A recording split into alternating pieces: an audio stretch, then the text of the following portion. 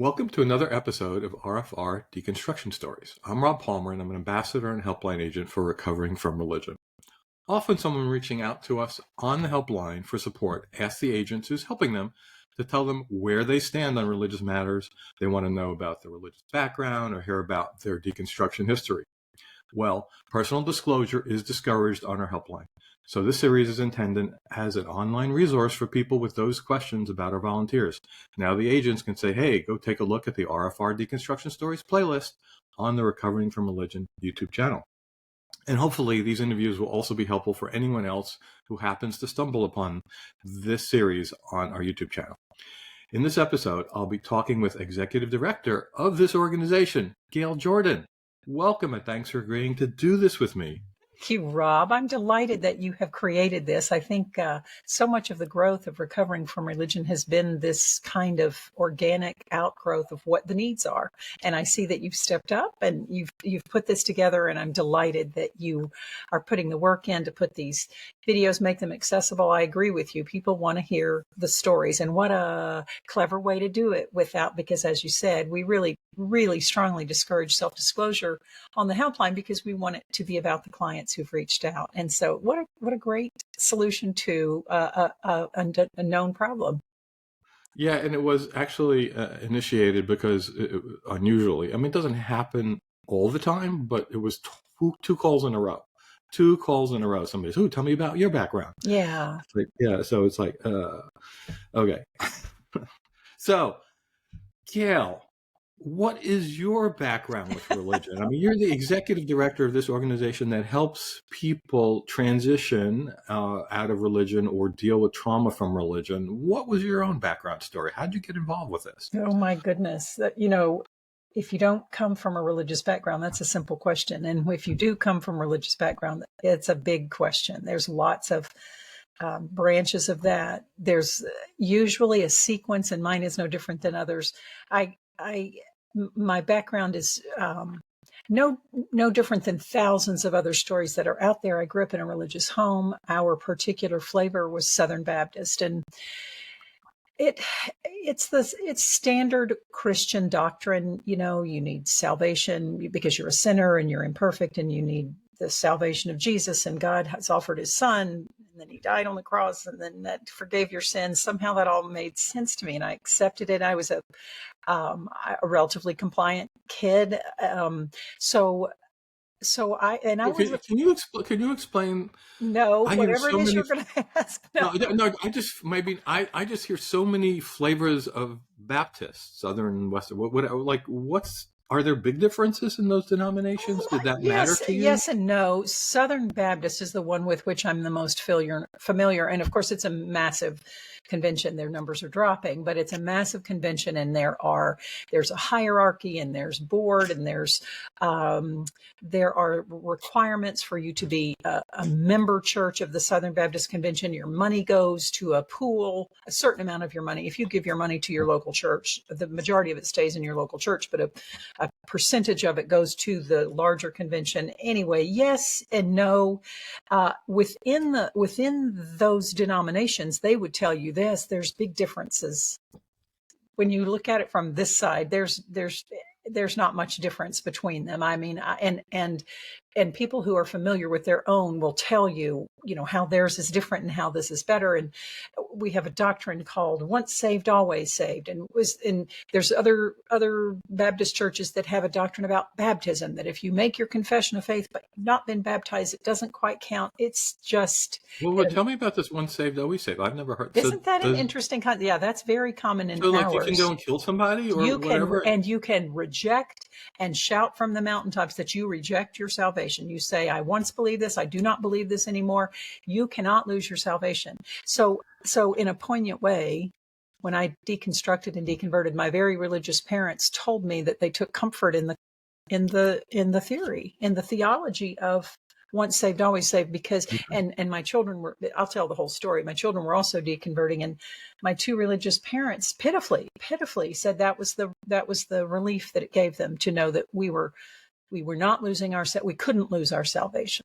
I can actually see that, because I think most Christians who are on the flavor, if you don't believe our particular form, and certainly if you leave it, you're going to hell and being tortured Yeah, forever. and certainly Yeah. we had the concept of hell, and we believed people were going to hell. But the idea that once you accepted that Jesus, so when you make a profession of faith, we used to call it the ABCs, because you had to A, admit you were a sinner, B, believe that Jesus is God's son, and C, confess your sins and accept that Jesus has died for you. And so we once you did that, it was sealed, it was done, it was forever. You couldn't disclaim it, you couldn't reject it, you couldn't lose it. So I don't know why I don't why that. If you were to ask a Southern Baptist theologian, they would probably say, but because it changed your heart. I don't know, Rob. It sounds so silly now when I'm using the words, but probably what they would say is it so fundamentally changes your soul when you accept that Jesus has died for you, that's why you can't reject it. You can't disclaim it.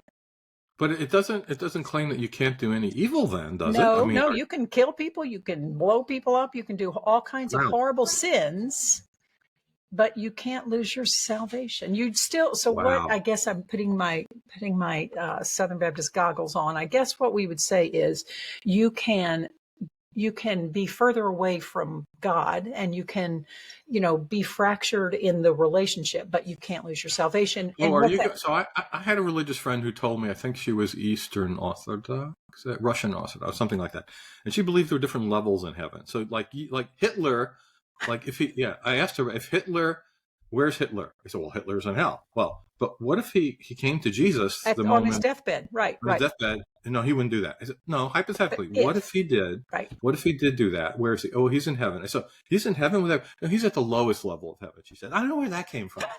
We did not have that. We didn't have levels. There's a scripture, there's some scripture where it talks about the jewels and the golden streets in heaven. And there's this, maybe this premise that there are rewards in heaven, maybe jewels in your crown. We used to say jewels in our crown. But there was not different levels of heaven. Once you were there, you were there. And it was defined as in the presence of God. You were able to be in the presence Okay. of God. Yeah, So. she had this in her mind. You'd get a different size mansion, I think. Yeah, I mean, there was all talk about that. And yes, there was, we kind of embraced that, but it wasn't because of your actions on earth. It was just, that was the way heaven, I don't know.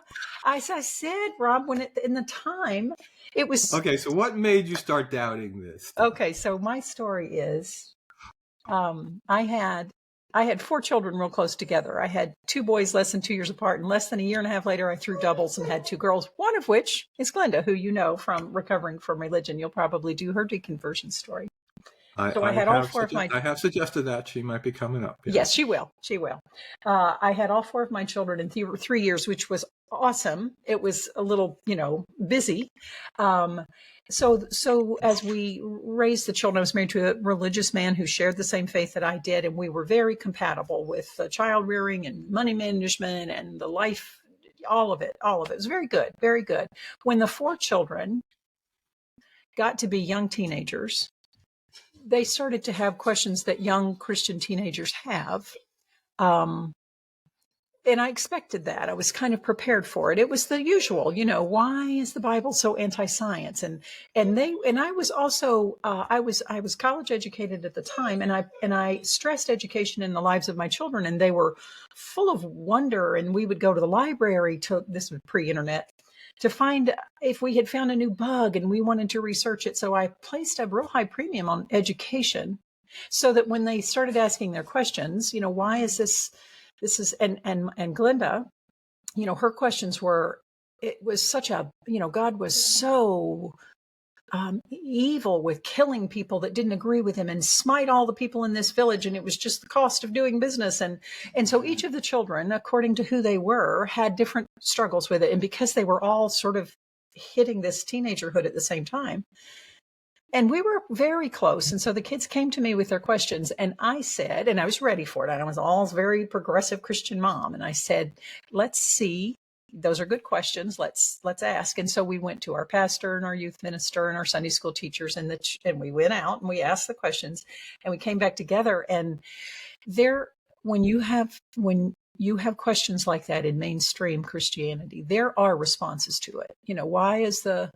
Why does God do those things? And the answer is because God's ways are higher than our ways and we don't understand. Why is the Bible so anti-science? Again, we're not to question that. We just know that that's what it is. They're just not satisfying. The answers are not satisfying. And my kids were not satisfied. And I said, okay, let's keep looking. And they were just on the cusp of starting high school. We had gone to a rural kind of middle school. And when they went to high school, while it was still Southern and it was still pretty mainstream Southern, mostly white people, mostly Christian white people, mostly, but they were still exposed to a couple of different kind of folks. And as they had that exposure and we started looking, I call it outside the bubble of religion for our answers, then you do start to get some satisfactory answers. And so we looked at anthropology and we looked at history and we looked at other religions, and all of a sudden, the proverbial house of cards was starting to flutter, and my children. And this was before pre-internet, still, right? It was. When you were trying to do this research. This was internet by that point. My kids' high school graduations were 04, 06, and 08. So this was when this would have been about the turn, 2000, early 2000s, and so it was getting there. We were getting there. It really strikes me how different it was. Like, I came out of religion, pre-internet, and where could you find stuff that was on this except going to the library? Right. And then it wasn't a few keystrokes away to look up something. No, it wasn't. It took a lot of effort. And if you're in a religious area, you're not going to find the books at your public library or the high school library, because they're going to monitor that. I promise you, Dawkins' book, his big one was not in the high school library, and it probably wasn't in our community library either. It just so we were limited, but the children were their faith was cracking, and each one of them had different reasons, and they didn't quite go in chronological order, but they were rejecting it.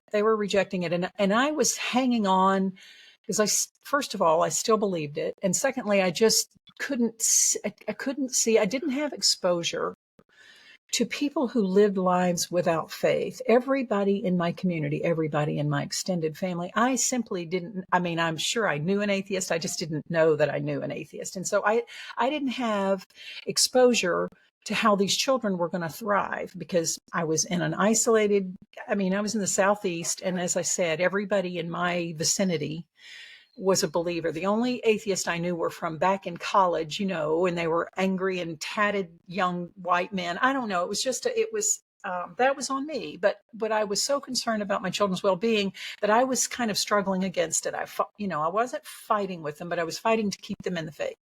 And they each one, as they, this was over a course of years. And as they started to begin to launch and start their lives, and they did it, and they did it so, it was so much less turmoil for them because they weren't vested like I was. And as they were starting to leave, and they were one after the other leaving high school, girls went together because they're twins. I was left with, my kids are leaving. The only people I know that are struggling with this idea of the faith, or who are even letting themselves think that maybe, just maybe, this is not what we think it is. I was married to a religious person, and my husband was not participating in this part of it. I reached out to him when the children first came to me with the questions. We were a traditional family, man is head of the household, whatever. And I said, the children are coming with questions. Let's sit down and talk about this as a family. And he told me, he said, you are playing with fire. He said, I am opposed to this. I won't participate in it. We were not that far gone that he could forbid me to do anything, but he discouraged me from fielding their questions and encouraging them to ask those questions. So he was not participating in it. So as the children were leaving and going away, I was in a hot mess because my faith was fracturing too. I was like, I think the kids are right. I don't think this is true. And my entire life was church. My husband was chairman of the deacons. I was a Sunday school teacher and had been for the 20 years we've been married. We were in every leadership position in the church. We were there every time the doors were open, plus some. We were integrated into our church. And were you talking to any of the other people in your congregation about these doubts? No, I really wasn't. There was nobody I could trust about it. I had started with my Sunday school teacher, And I'd even started with an email. And listen to how soft this was. The email, I remember the book was one of Bart Ehrman's books.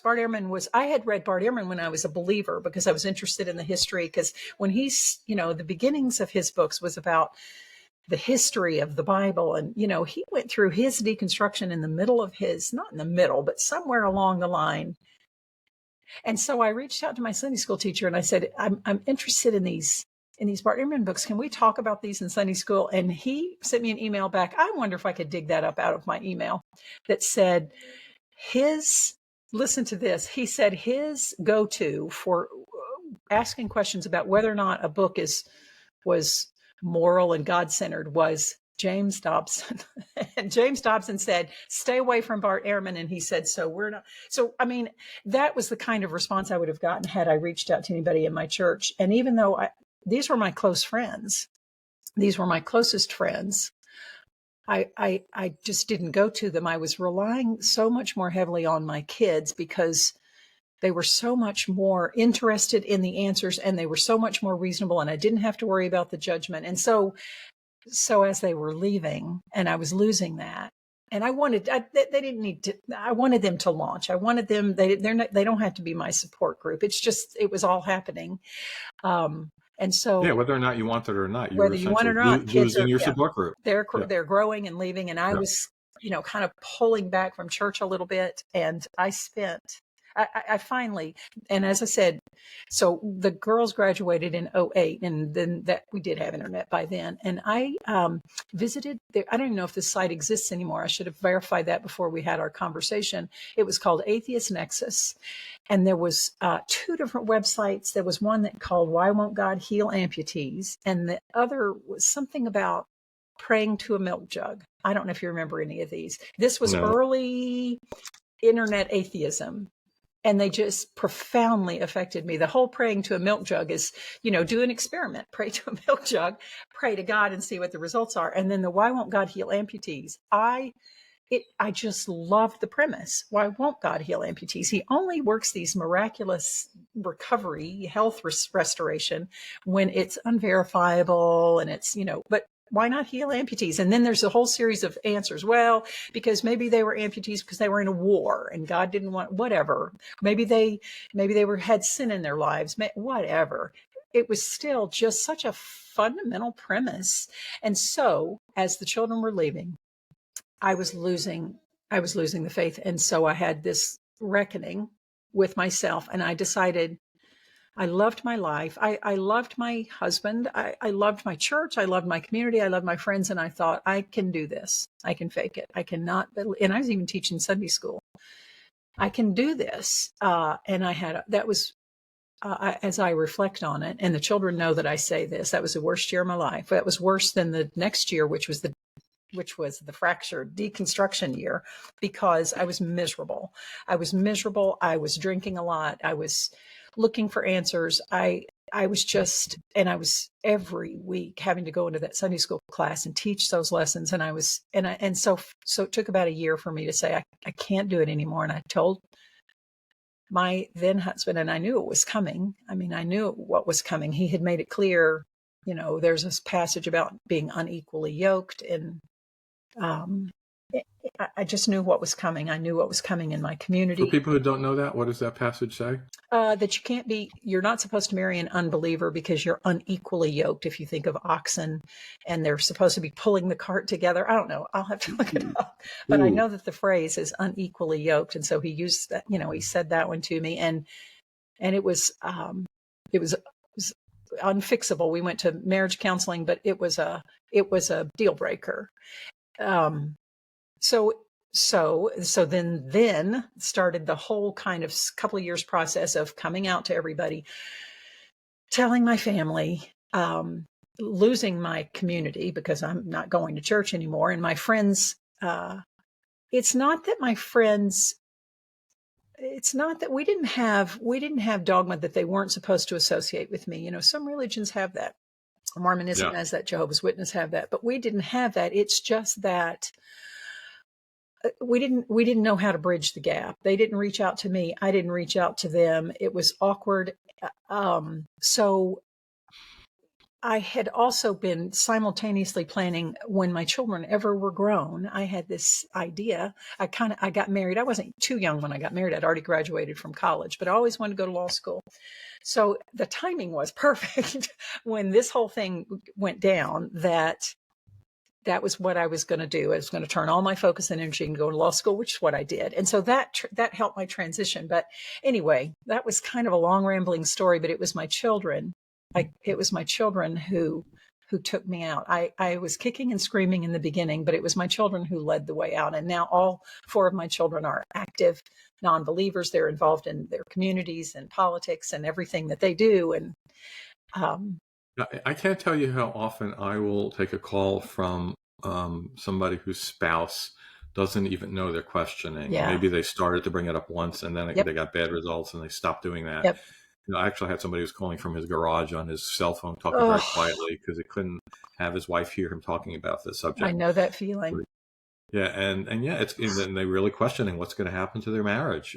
Yeah, Yeah, I still love him. I deeply, deeply care about my former husband. He's happily married to a religious woman, and I wish him the best. And that's awesome. And the children have a relationship with him. It can only go so deep because that's a big elephant in the room in their relationship right, because from his perspective and theology, now they can't lose their salvation. Remember that one, but it's still Glenda, there are components of not being a religious person that she has explored. She's right, her relationships. She's polyamorous. She's outwardly polyamorous. She's verbal about it. That's a big barrier between her and her dad. Although they love each other and they care about each other, it's just that the relationship is hampered and hindered a bit by right. I think that's their part lack. of the fear for clearly here, right? If you haven't lost your salvation, then what's the other issues? But it's because of all these things All the that peripheral things, right? peripheral things that you have to or can deconstruct from, as Yeah. opposed to just a religious belief straight on. Oh, clearly, clearly. So the end of the story, it has a fabulously happy ending. I have a long-term partner, and as I said, my ex-husband is married to a woman who shares his faith, and that's awesome. And the kids are all thriving, and it's all well and good. But boy, oh boy, oh boy, I didn't know that at the beginning. I didn't know how to get to the happy ending with my story. It's such a weird thing when you deconstruct from these religions because you're having this you have the joy and the freedom and the excitement about everything that discarding faith. You can access anything you want to solve problems. You don't just have to pray about it or whatever the limited solutions are when you're a religious person, but simultaneously you have a deep loss. You have a deep loss of thinking that you are cared about and that there's a plan for your life, that you have, it's sort of like if you think of it as this eternal parent. And Christopher Hitchens has some fantastic speeches where he talks about being North Korea or this eternal parent. And so I think it's important for us here at Covering from Religion, and it's been my experience, if we don't acknowledge that there is simultaneous to the joy and the freedom, there is a grieving process. You lose the eternal parent, and there is some grieving to that because you thought you were going to be cared for. You thought there was a plan for your life. You thought that God loved you so much he sent his son to die for you. There's grieving. There's also grieving for the loss of your community, the loss of relationships, the change in relationships. That's genuine grieving. That's not, oh, do we cuss here? F them. We're just going to move on. It's not that. It's a loss. It's a loss. It's also painful.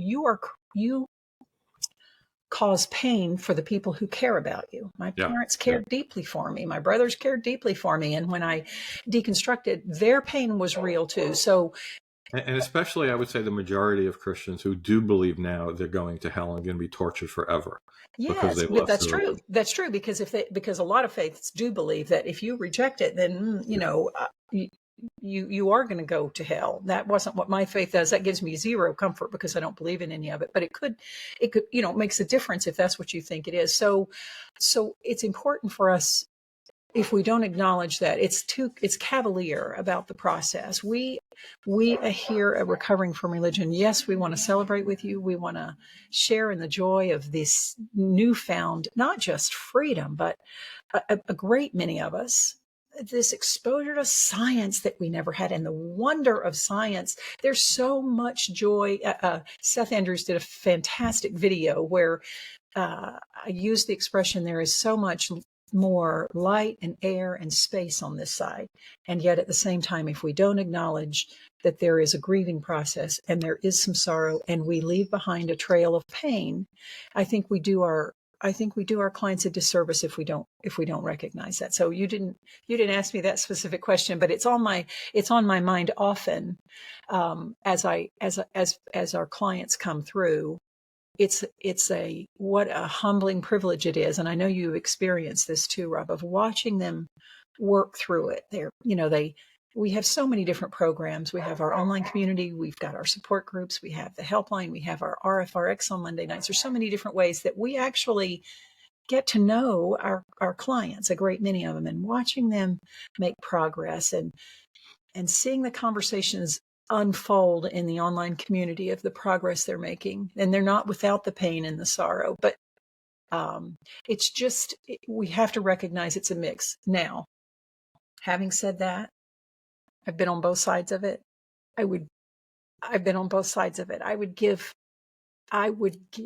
This being on this side of it, the life, it's not that you don't have sorrows. It's not that you don't have illness and sickness and tragedy and all the things that being a human involves. But being on this side of it is so much more satisfying than being on the religious side of it. Yeah, and one of the things I don't hear about talked about too much is I don't understand. I came out of religion so long ago that I don't really remember my thought process at the time. So I can't go back on my own thoughts. But I don't understand how religious people, when horrible things happen to them and people in their lives and they're God believers and they think God is benevolent, like, what's the explanation for that? As opposed to once you come out of it, the universe is, not your friend and shit happens. And we have to do our best. That's we help right. each other.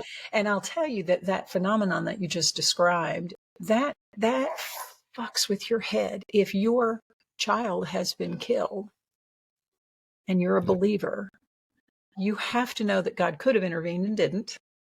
And then you have to continue to kiss his ass. You have to continue to worship him and thank God knows him. better. He needed a little angel or something. Oh my gosh. And wow. There's not been, I haven't read a lot about that phenomenon, but I can't imagine. I didn't have that kind of a tragedy happen when I was a believer. I had it light. I had that experience light when you lose a grandparent or somebody who's old and sick, and you're like, why did God, and you kind of struggle with it. But if it were a child or a spouse or yourself, where you have a terminal illness or something, I can't imagine the mental gymnastics and all of the contortionist that you have to be in order to manage this. I think you're right. I think that's perceptive that you notice how do you manage this? Wow, a very important story to tell. So as a last thing, how did you join Recovering from Religion? Yeah. I met Daryl. So my deconversion, I consider my deconversion in the years 2005-ish to 2008-ish, something like that. Like I said, it was a process. It was a journey. After I kind of made my deconstruction and it was all happening, I just felt I was desperate for community. So I would go, I lived on the outskirts of Nashville, and I would drive up to Nashville to some secular groups, because this was, that era that we just didn't have meetup groups in small communities like mine. And I just made a decision randomly out of the blue. I was going to go where other atheists were. And what's the best place to go? I went to the American Atheist Convention in Des Moines, Iowa in 2011. It was the first, and I just wanted to be around had no exposure to. I just desperately wanted to go. So I went up for the weekend to Des Moines, and I met this guy, and I could hear him laugh across the room. And every time I heard him laugh across, I'm like, that's that same guy. Who is that? Anyway, I got to meet Daryl Ray. He had just published one of his books. I don't remember if it was God, Virus, or Sex and God. He would know. But I met him, and he had just he told me about this idea that he had, that he was just getting started with this idea called recovering from religion. And so over the years, I kind of watched as that was picking up some momentum. Keep in mind I was in law school at the time, and about the time I was wrapping up law school and I could kind of turn my attention to something else, there was a need for a new executive director. It was actually in the fall of 2015, they needed a new executive director, and I thought, I've got time to dedicate. I knew I was going to have to establish the law practice, but I just also knew, I'm a believer in paying forward, and I knew I wanted to do this. And so I took this on as a volunteer physician in January of 2016. I became the executive director, and the rest, as they say, is history. It's been one of the most satisfying journeys of my life. Daryl's one of my best friends. We speak on the phone at least once a week, and we share interests in so many things, and we travel together. And he's just one of my best friends. And so it's been a joy to take this journey with him, because we've sort of grown it together. And so I've gotten to see it. When I took it on, it was not on anybody's radar. It was a tiny little org. There had been some personnel issues. There had been some financial issues. It was a dumpster fire. Wasn't quite that bad, but it wasn't great. And so we took it and we kind of turned it around, and we got it set on its course. And because I can't take any credit for it, just simply because of the nature of what it is, we have had the caliber of volunteers that have come to us, so many of them. Even if they haven't come out of religion, it's personal. It's still personal. And so because of that, Daryl calls it an emotional paycheck. We have folks that dedicate, you included, hours and hours and hours of time. The chat line agents and the support group directors and the online community moderators and everybody that does anything, the tech guys. I can't begin to tell you about the thousands and thousands and thousands of dollars worth of technology that's gone into recovering from religion. And it's been an absolute humbling joy and privilege to be able to lead the organization. And so I just I can't say enough about what an incredible experience that has been. Well, thank you so much for sharing all that. And I have one more thing I want to leave us with. Sure.